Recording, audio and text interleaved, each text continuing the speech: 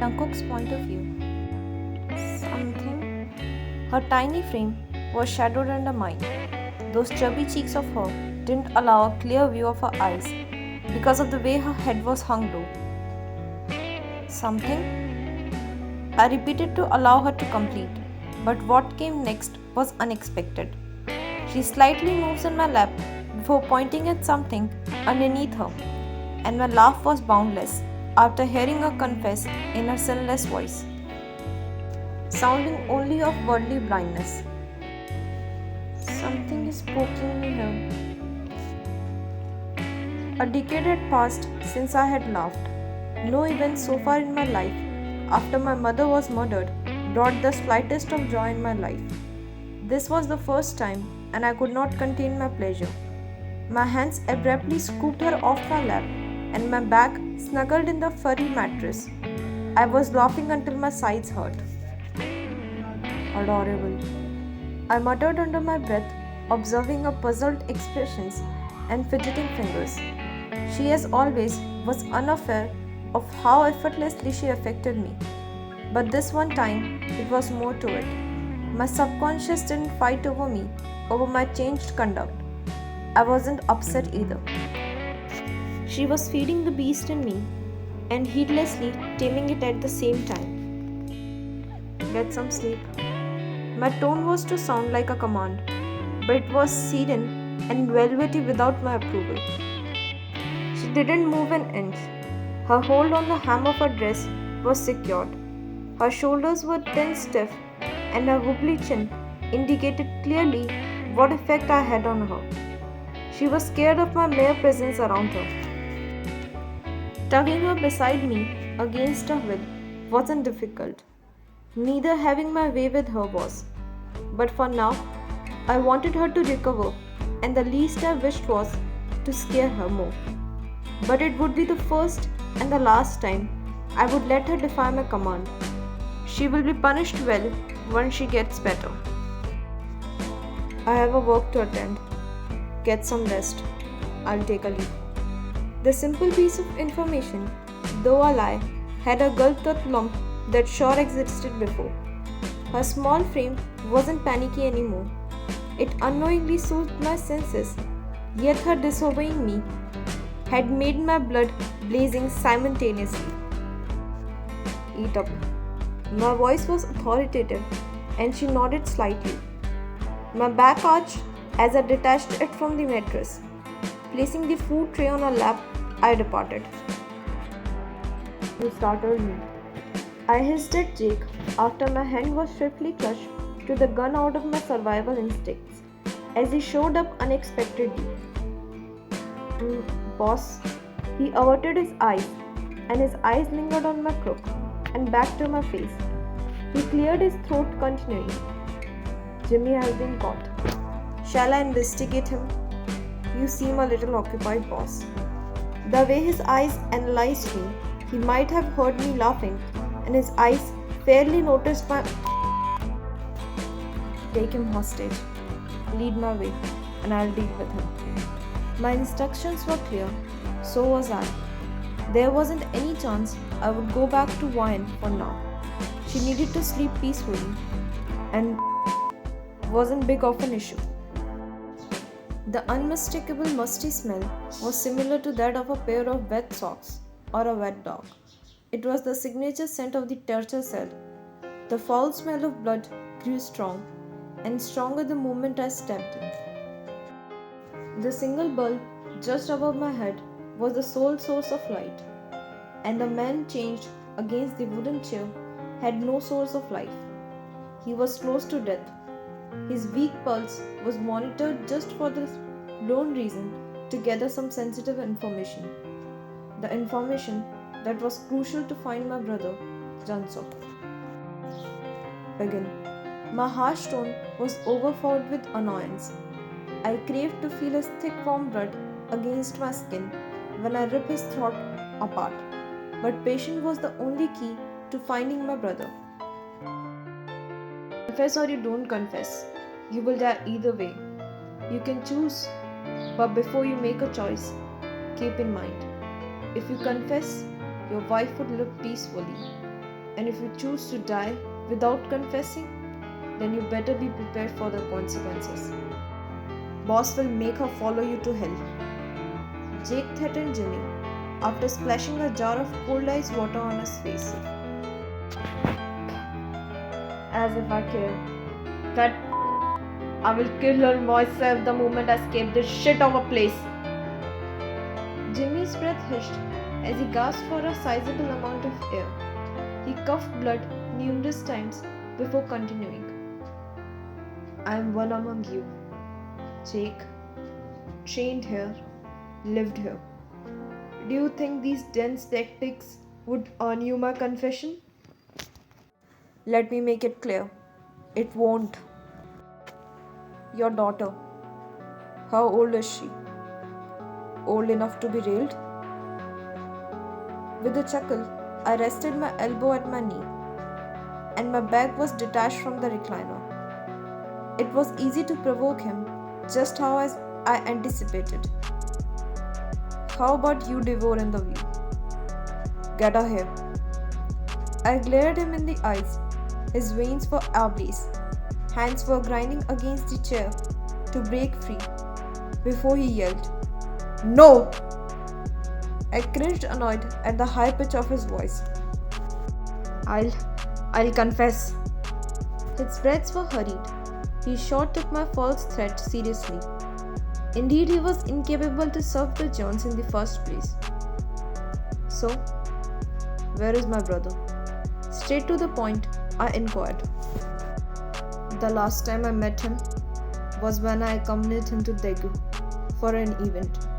He asked me to keep his whereabouts confidential. The same piece of information wasn't useful for me, yet not utterly futile. It confirmed that Jake had discovered not long ago. What was the event about? I inquired further. I have no clue. My only job was to clear his traces. The only thing I know is that the event was short-lived. Your brother got into a fight with someone, and we had to leave early than expected. Later you were caught off guard while human trafficking. We don't lay hands on women. They are part of our business. What made you believe that dipping your hands in the forbidden lake will get you? A fish? No, only death. Jake snapped, interrupting Jimmy. A violent punch was inflicted on his face by Jake. Finish him. With a sigh, I ordered. The event he revealed was to be looked into more. There could be a high probability of my brother disappearing from the event he was part of. The event could be the key, and Jimmy was of no use anymore. I exited the cellar. The musty smell faded with my steps leading towards the stairs. Boss, Jake's voice halted my way. My body maintained its posture. I chose to not turn around. The boys will handle Jimmy. I wish to show you something, Jake asserted. The next moment, a gunshot echoed through the space. It was roaring and was followed by countless beseeching from Jimmy. Clearly, the boys were torturing him. Lead my way, I instructed Jake. The old wooden door handle was clutched, pulled, and unlocked in the next instant. This way, boss. Jake guided me towards the living area. I have looked into Miss Wine's background. Initially, I failed to find anything related to her, but this is what I have found recently. He passed me a picture. The picture was of an abandoned building. It was heavily pouring.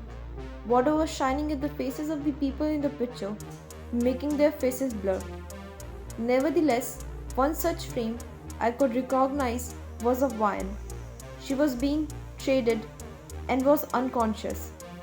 The other two people were a lady in her mid-40s and a man wearing a mask and hoodie stained with blood. The sole person I could recognize was Wine. Find the man and the lady. The lady must be the orphanage owner. My hands clutched the picture fiercely, and the edges were torn with the slightest of force. Yes, boss. Jake bowed after extending his hand for the picture. Privacy. I swiftly shot the picture in his palms. He exited. My order, instructions, and command were followed by all, except for one. Why? She must be asleep by now. I pondered, glancing at the wristwatch.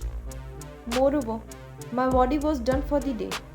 Even if she wouldn't be all snugly in bed by now, I planned to claim my space anyhow. Shall I not? Another chain of thoughts trailed my mind. It was my bedroom. The hesitation was beside the point. Nothing concerned me other than witnessing her jump scare away from me. I shrugged off the thoughts that lingered for longer than required. My steps traced the tiles of my bedroom after unlocking the door. She is asleep. My eyes stayed darted to her small frame right from the moment I stepped in. Author's point of view.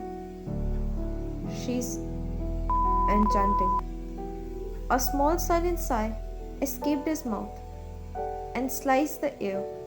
His steps were reducing the distance between you and him, while his eyes were never tossed off your small frame. Pleasure beamed through his dark brown orbs, face as calm as still lake. Yes, he was hypnotized. Why wouldn't he be mesmerized though? Anyone would be. You were sleeping like a baby, all snugly in the pillow, hands joined under your right cheek, and hair strands teasingly caressing your rosy cheeks. The hem of your tee was gathered below your bosom. It revealed your milky, flawless waist. The low waist shot didn't help to cover any inch of your waistline, and the mere glance at your belly button had his immoral desires aroused. Eyes off her, he commanded himself under his clenched jaw, and the adrenaline rush decelerated. Evidently, he didn't wish to scare you, but him holding back his sinful desires was something unknown, undeceivable. Was something changing in him? Or was it the calm lion planning to devour his prey at the right time? Numerous questions remain unanswered. His eyes were on your face again, and the distance was nil by now. His hand moved towards your tiny frame, and he adjusted your tee back to normal before moving to the other side of bed silently. The mattress dipped with his weight, and you moved a little. You were never a heavy sleeper.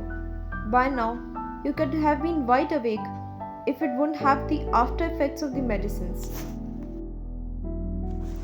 It was morning, and the sun was nowhere to be seen because the clouds had occupied the sky. It was heavily pouring. The little droplets slipping at the glass window blurred the view of the outer world.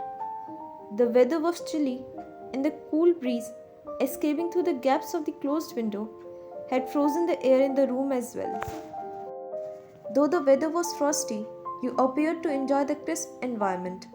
The warmth of the soft blanket had kept you melted in the mattress, but not for too long when you heard the door closing with a thump. Your eyes shot open. What difference would your eyes closed or opened would make? It was the sad reality.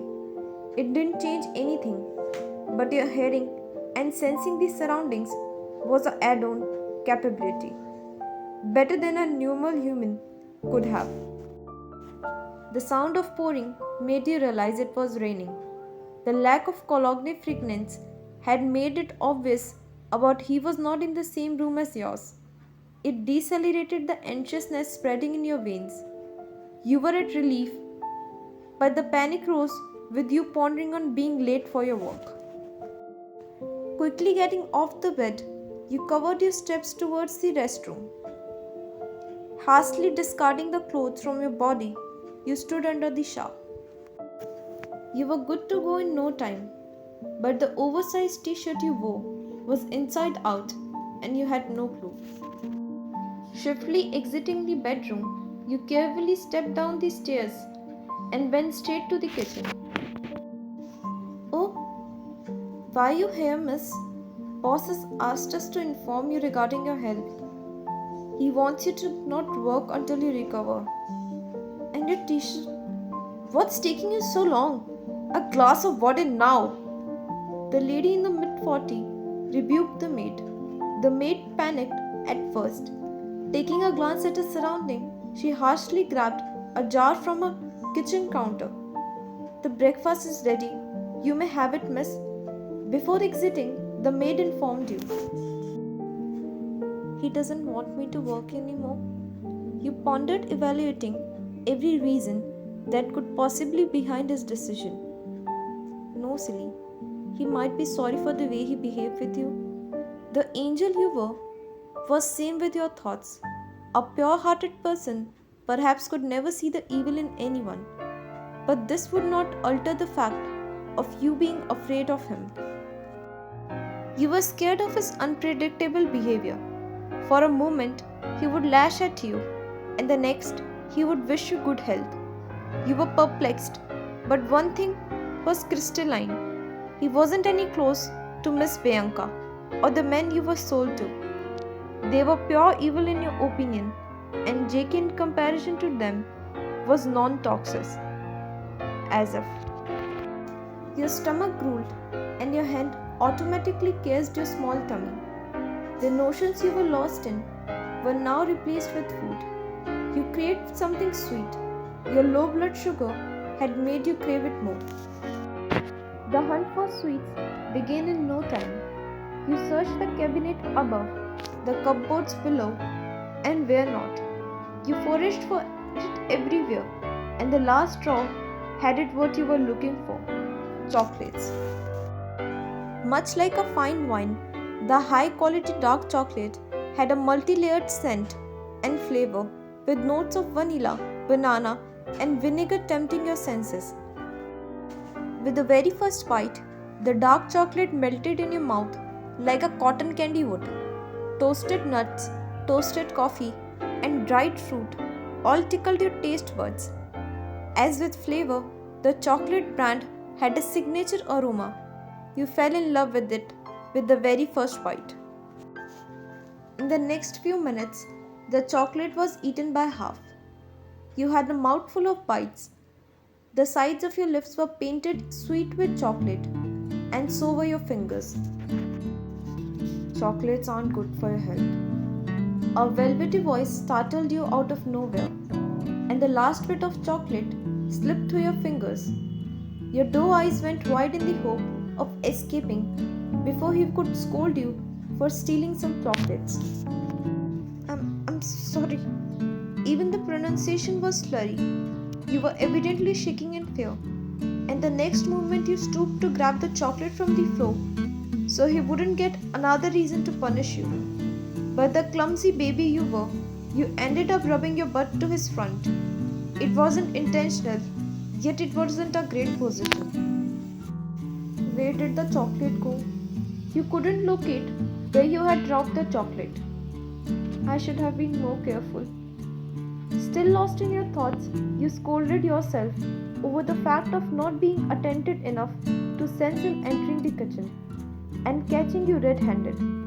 You were genuinely so lost having the sweet, you failed to keep your senses under control. Straight up. In a soupy voice, he commanded you. His face was stoic, expressionless, but your little moves against his front were stirring the tide in his eyes were stuck at your round and handful. He gulped with a clenched jaw. His imagination was going wild. In one, he fantasized you begging him to stop. In another, he had the vision of you begging for more. And all of it had a single outcome. He was immensely sensitive by now. Another stroke of your to his front, and he wouldn't hesitate to take you then and there. I don't like repeating. What's so difficult for you to understand? With a rough grasp at your waist, he swirled you and placed you at the kitchen counter. It was unforeseen from your end. You closed your eyes in agitation. You are. For the first time, you were short on words. Anyone would be. Your fingertips were coffee brown, and the edges of your lips were covered with chocolate. The way your eyes were squeezed in panic made his lip edges curve slowly. You plainly portrayed the innocence of a baby who was caught having sweets and was scared of punishment. But did he wish to punish you? Not really. The more he observed you, the more he craved to devour the chocolate from your lips.